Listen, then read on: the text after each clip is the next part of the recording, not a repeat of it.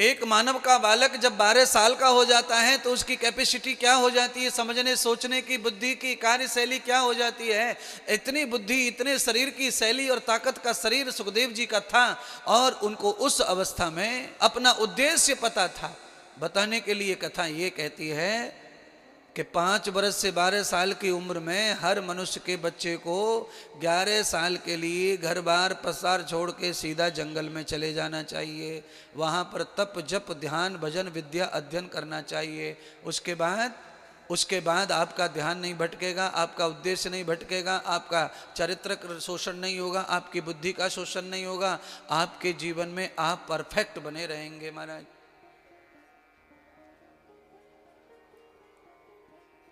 आपके जीवन में से वो नुकसान समाप्त हो जाएगा जो मानव जीवन में बार बार हो जाता है, बार बार नुकसान के रूप में होता है।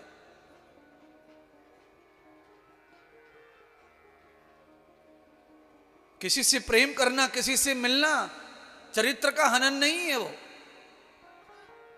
पर जब आप अनित्य हो जाते हैं, जब आप अनर्गल मिलन करते हैं, अनन्य मिलन करते हैं, अनेक अनेक अनेक आपके दोस्त मित्र यार बनकर आप उसमें डूब जाते हैं, वही चरित्र हनन है। चरित्र का हनन केवल एक ही काम से नहीं होता है। चरित्र का हनन आपके भाषा से भी हो सकता है, आपके खान पान से भी हो सकता है, वो भी चरित्र में ही आता है। आपका बोलना चालना, चलना फिरना, बैठना उठना। चरित्रहीनता का मतलब आपके दिमाग में खाली एक ही कीड़ा घुसा हुआ है। आप चाहे जितने पक्के हैं, आप अखंड ब्रह्मचारी हैं, फिर भी आपके चरित्र का हनन हो सकता है। आपका उत्तम व्यवहार नहीं है, आपका भोजन उत्तम नहीं है, आपकी चाल ढाल शैली अच्छी नहीं है, आपका सोच अच्छी नहीं है जगत के प्रति, जीवों के प्रति, तो आपका चरित्र हनन हो गया। चरित्र हननता का वो एक कारण है, अनेक अनेक कारण है जीवन में जिससे चरित्र हनन होता है।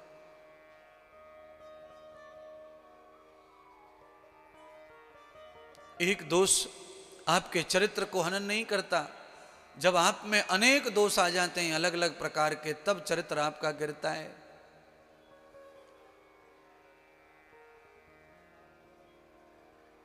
सदगुरु भगवान सूत जी सौनक जी को यह कथा दर्शन कराते हैं। नारद जी भी कथा गा रहे हैं प्रसन्नता के साथ में। गार्गी और मैत्रीय कथा सुन रहे हैं नारद जी के मुखारविंद से। भगवान वेद व्यास अपने पुत्र सुखदेव जी को जंगल में वापस करने के लिए लौटे।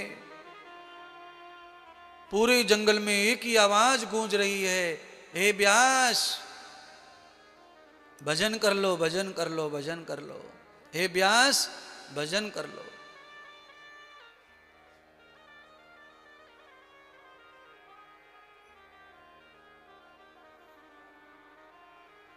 पूरे जंगल में पत्ते पत्ते में से एक ही शब्द निकल रहा है,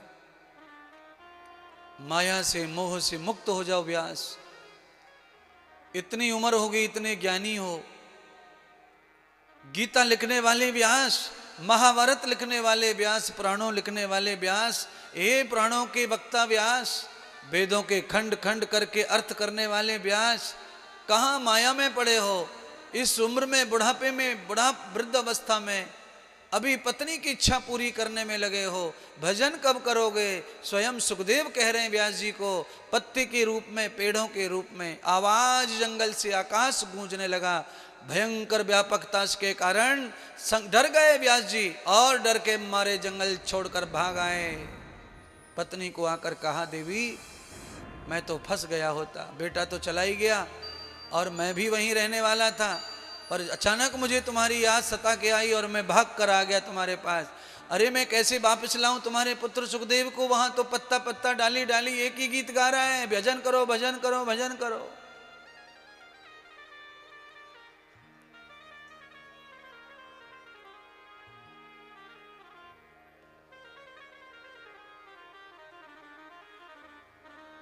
उम्र समाप्त हो जाने पर हम सबको एक निश्चित समय पर अवश्य ही अपनी रुचि भजन में लगानी चाहिए, भगवान में लगानी चाहिए, आवश्यक है।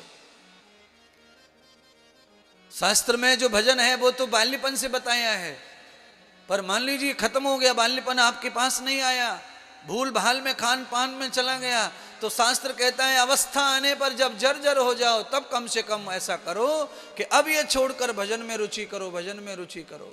क्यों? यही काम आएगा। मन कर ले भजन राधा रानी को, नाए भरोसा जिंदगानी को। मन कर ले भजन राधा रानी को, नाए भरोसा जिंदगानी को। मन कर ले भजन राधा रानी को, नाए भरोसा जिंदगानी को।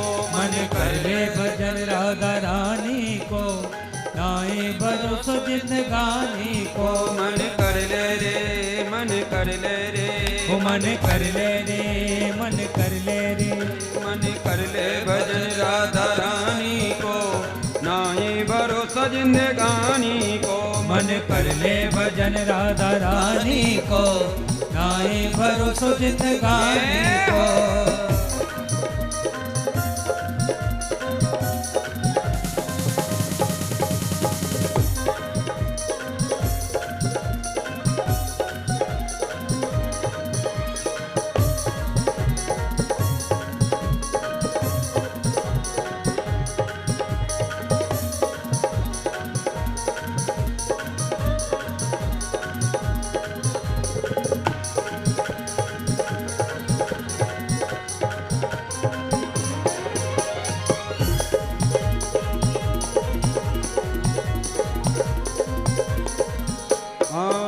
श्वास पे रट राधा राधा राधा रट राधा राधा राधा रट राधा राधा राधा रट राधा राधा राधा रट राधा राधा। राधा बिना तेरा भजन है आधा, तेरा भजन है आधा, तेरा भजन है आधा, तेरा भजन है आधा, तेरा भजन है आधा। श्वास पे रट राधा राधा राधा रट राधा राधा। राधा बिना तेरा भजन है आधा, तेरा भजन है आधा। बात मिल जाए ब्रज रजधानी को, मिल जाए ब्रज रजधानी को। नाए भरोसा जिंदगानी को। मन कर ले भजन राधा रानी को, नाए भरोसा जिंदगानी को। मन कर ले भजन राधा रानी को, नाए भरोसा जिंदगानी को। मन कर ले भजन राधा रानी को, नाए भरोसा जिंदगानी को।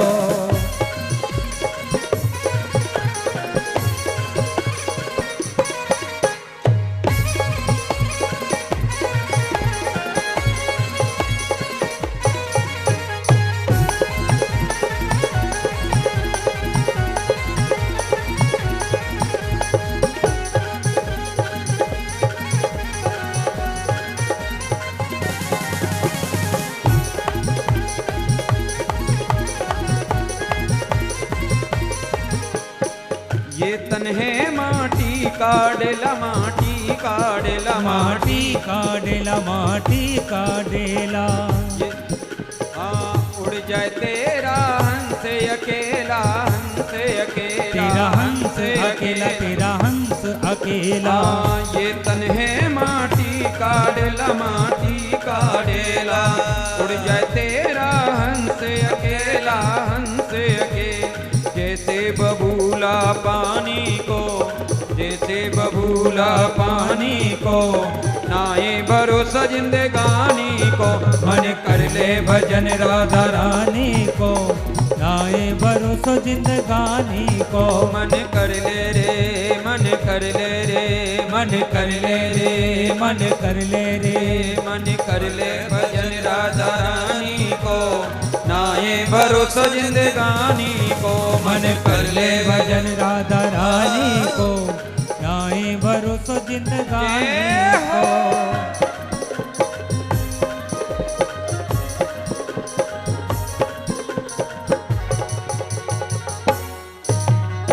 बोलिए श्री राधा रानी सरकार की जय हो।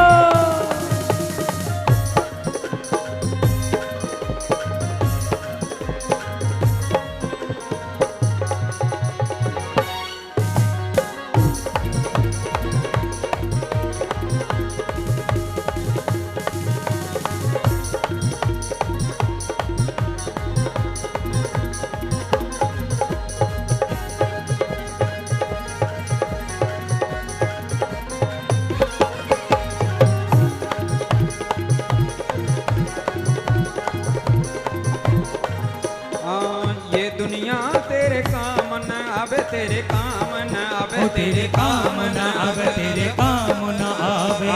क्यों दुनिया में मन भटकावे, मन भटकावे, मन भटकावे, मन भटकावे। ये दुनिया तेरे काम न आवे, तेरे काम न आवे। क्यों दुनिया में मन भटकावे, मन भटकावे।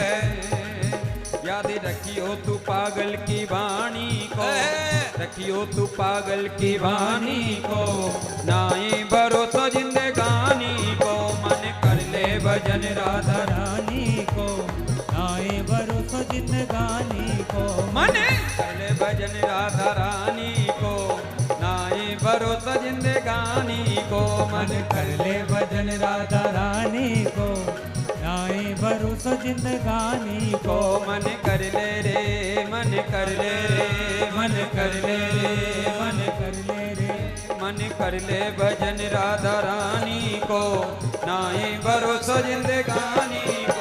मन कर ले भजन राधा रानी को, नाई भरोसा जिंदगानी को। मन कर ले भजन राधा रानी को, नाई भरोसा जिंदगानी को। मन कर ले भजन राधा रानी को, नाई भरोसा जिंदगानी को। मन कर ले भजन राधा रानी को, नाई भरोसा जिंदगानी को। मन कर ले भजन राधा रानी को, श्यामा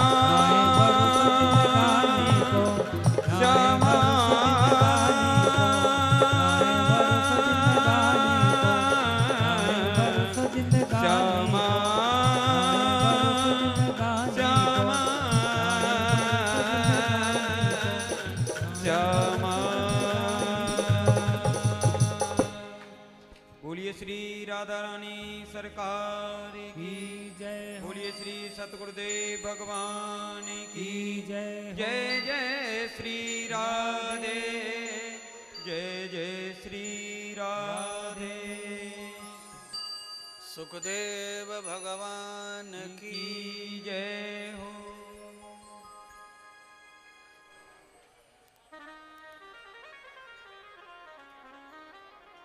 व्यास जी घर लौट आए। व्यास जी की पत्नी जो है रोना बंद नहीं कर रही हैं। व्यास जी के पास में कोई योजना ऐसी नहीं है जो पत्नी को शांत कर सके। अंत में उनको एक ही विश्वास था कि भगवत श्रवण से ही सुखदेव का मन परिवर्तित हो सकता है और अरणी की इच्छा पूरी हो सकती है, अर्थात मेरी पत्नी को पुत्र प्राप्त हो सकता है। श्रीमद् भागवत कथा में ये शक्ति है कि हमारे घर में ये वंश को चला सकती है अगर कोई भावना से कथा कहलवाए।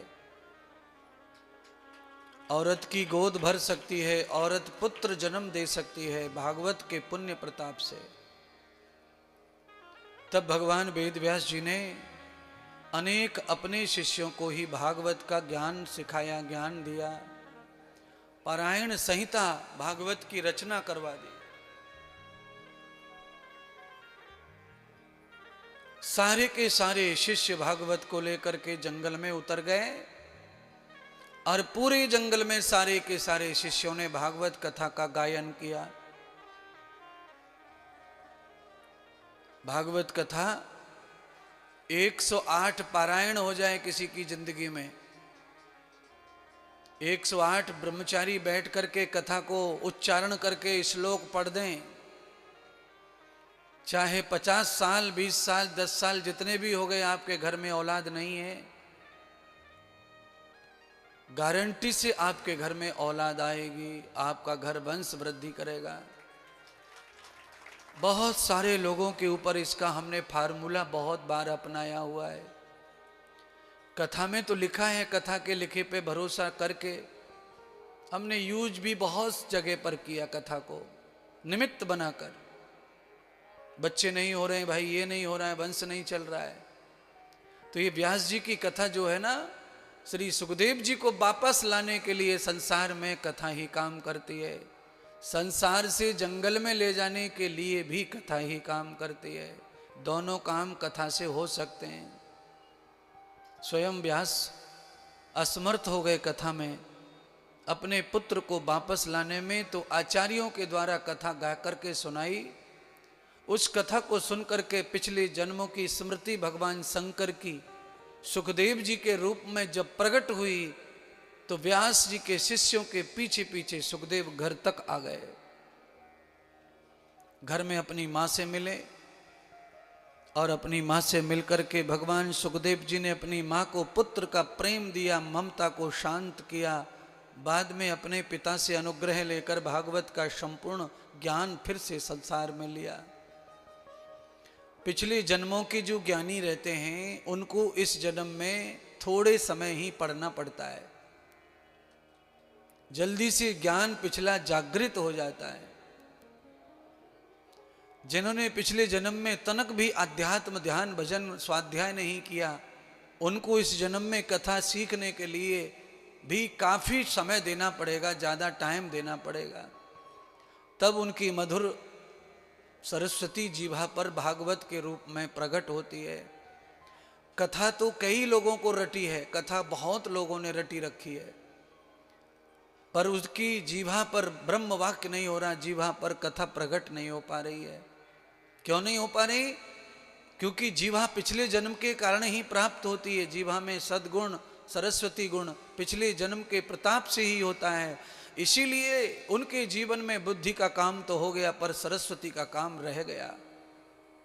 कथा याद है बहुत लोगों को,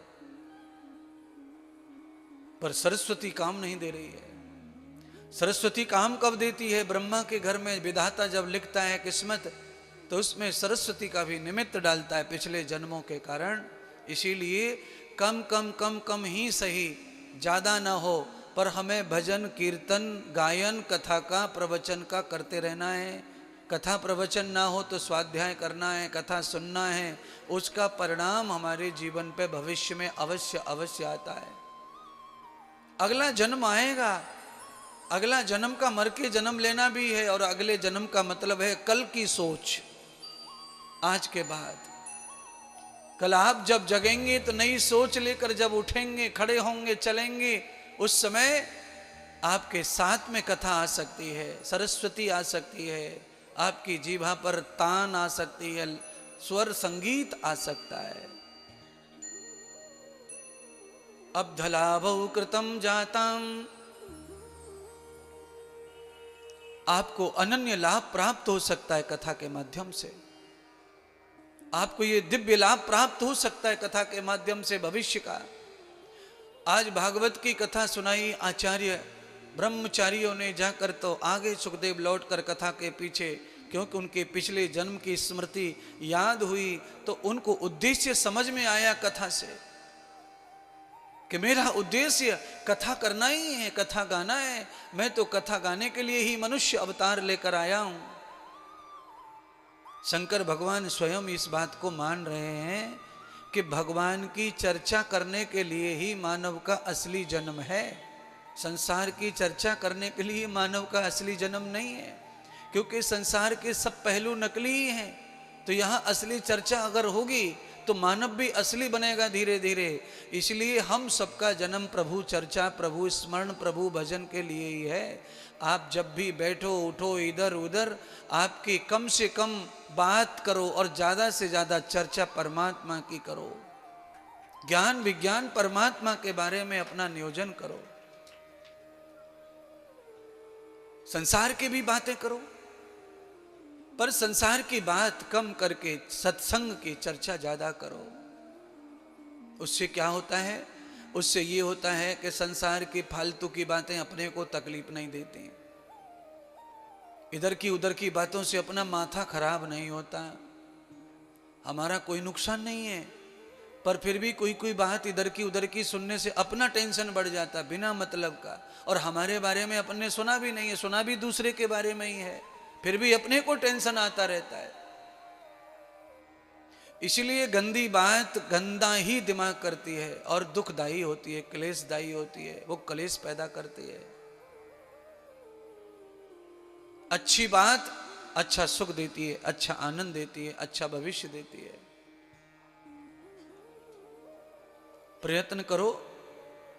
कि कि हमारे जीवन में अच्छी बातें हों। तो अच्छी बातें क्या हैं? आप सब जान गए अच्छी बातों के बारे में। भगवान आए और आकर अपने पिता श्री को ही, भागवत के ज्ञानी को ही अपना गुरु बना लिया और बनाकर कथा सीख ली। और कथा सीखने के बाद पिता की आज्ञा मानकर विवाह कर लिया, संतान को जन्म देकर व्यास जी के वंश का संवर्धन किया। अंत में भगवान सुखदेव वानप्रस्थ लेकर के गंगा के तट चले गए और वहां पर भागवतीय जीवन जीने लगे। भगवान सीधा सीधा बता रहे हैं, भागवतीय जीवन जीने के बाद भागवत कथा करने का रस अलग होता है, उसकी गुणवत्ता बढ़ जाती है। आप संसार के जीवन में जीकर कथा करो तो कथा की गुणवत्ता नहीं बढ़ेगी। कथा तो आप करेंगे, लाखों लोग कर रहे हैं कथा, पर उसकी गुणवत्ता कभी नहीं बढ़ती है। मैं ज्यादा नहीं कह सकता, जितने वक्ता हैं उनमें से 10-5% छोड़ करके सभी पूरी तरह मोबाइल का सहारा लेते हैं। मोबाइल से पहले ज्यादा से ज्यादा डायरियों का सहारा लेते हैं। 10-5% वक्ता ऐसे हैं जो मजे हुए हैं, सुधे हुए हैं, परिपक्व हैं, जिनको परमात्मा के चर्चा करने के लिए किताब वगैरह की जरूरत नहीं पड़ती है। क्यों? परमात्मा तो पूरी तरह अपने अंदर बसा हुआ है, उसकी चर्चा करने के लिए किताब क्यों? और किताब में परमात्मा की चर्चा है भी नहीं। परमात्मा के रूप में संसार में जो अवतारी पुरुष आए हैं उनकी चर्चा कथा में है। पार ब्रह्म परमात्मा की जब हम चर्चा करते हैं वो तो हमारे जहम में होना चाहिए, हमारी मतलब में होना चाहिए। परमात्मा हमारी जिंदगी में होना चाहिए, हमारी लीलाओं में, कर्तृत्व में होना चाहिए। तो फिर परमात्मा की चर्चा। अच्छा बोलो, आप जितने भी इधर उधर की बकवास करते हैं ये किताब में लिखी है कहीं? तो कैसे कर लेते हो? बात ही खत्म नहीं होती आपके पास है? कमरे में जाएं वहां बात, बाहर जाएं वहां बात, वहां जाएं वहां बात। आपके पास इतनी बातें कहां से आ रही हैं? फिर जब आप दिन भर इतनी बातें कर सकते हैं, रोजाना नई बात नई बात नई बात नई बात, बिना थके बिना रुके करते ही आ रहे हैं, जन्म भर से जब से जिया लिया है, समझा है, बातें खत्म नहीं हो रही और कहीं से पढ़ी नहीं है बातें, न कहीं से लिखी हैं। जिस प्रकार संसार की बेकार की बातें दिन भर हम कर सकते हैं, ऐसे ही परमात्मा की चर्चा रात दिन हम कर सकते हैं। उसके लिए भी किताब की जरूरत नहीं है। पर किताब की जरूरत हमें सबको पड़ रही है ना कथा के रूप में, क्योंकि इसमें इतिहास लिखा हुआ है दुर्जन लोगों का, सज्जन लोगों का, महापुरुषों का, निकृष्ट पुरुषों स्त्रियों का, किसने क्या किया, उसके बदले उसे क्या मिला, ये सब समझाने के लिए कथा दृष्टांत के रूप में सुनाई जाती है। ब्रह्म चर्चा तो आत्मज्ञान से ही होती है, स्वभाव ज्ञान से होती है। तो आपके जीवन में परमात्मा ने इतना सब भर के दिया है। नेत्रों में प्रभु बैठा है, संसार दिखा रहा है। ये रूप परमात्मा के द्वारा बनाया है, तो दिखाने की कला भी प्रभु में ही है। वही अपनी दृष्टि से संसार को देख रहा है और तुम्हें बोध करा रहा है कि तुम्हारी आंखें दिख रही हैं। कान में बैठकर गड्ढे में वही सुन रहा है, तुम्हें बोध करा रहा है कि मैं कथा सुन रहा हूं, मेरे कथा सुन रहा हूं, मेरे कान अच्छे। मुंह में डालकर तुम जो खाते हो उसका रस जीवा लेती है, स्वाद जीवा लेती है, कम ज्यादा समझती है। ये भी परमात्मा ही कर रहे हैं, पर उसका भी अनुभव तुम्हें परमात्मा ऐसे करा रहे हैं मानो तुम्हारी जीवा ने स्वाद चखा हो और कम ज्यादा बताया हो, खट्टा मीठा। क्यों? 10 इंद्रियों में परमात्मा मुख्य दरवाजे पर बैठे महाराज। कर्म इंद्रियां 5 हैं, 5 कर्म इंद्रियों में अनुभव कराने के लिए प्रभु सामने ही बैठे जीवा पर, नासिका पर। परमात्मा के इंद्रियों से चले जाने के बाद इंद्रिय में किसी प्रकार की सुगंध गंध नहीं आती। नाक में मरे हुए आदमी के ऊपर सेंट वेंट छिड़कते हैं, गुलाल डालते हैं खुशबूदार, मरने वाले को कोई सुगंध नहीं आती उसकी। क्यों नहीं आती? जब सुगंध आती थी तब राम मौजूद था, अब राम नहीं है, सुगंध समाप्त हो गई। जो लेके जा रहे हैं डेड बॉडी को, उनमें सुगंध है, वो सूंघ रहे हैं, उनमें बांस गंध जो भी आ रही है, जिसके ऊपर डाला है उसे नहीं आ रही।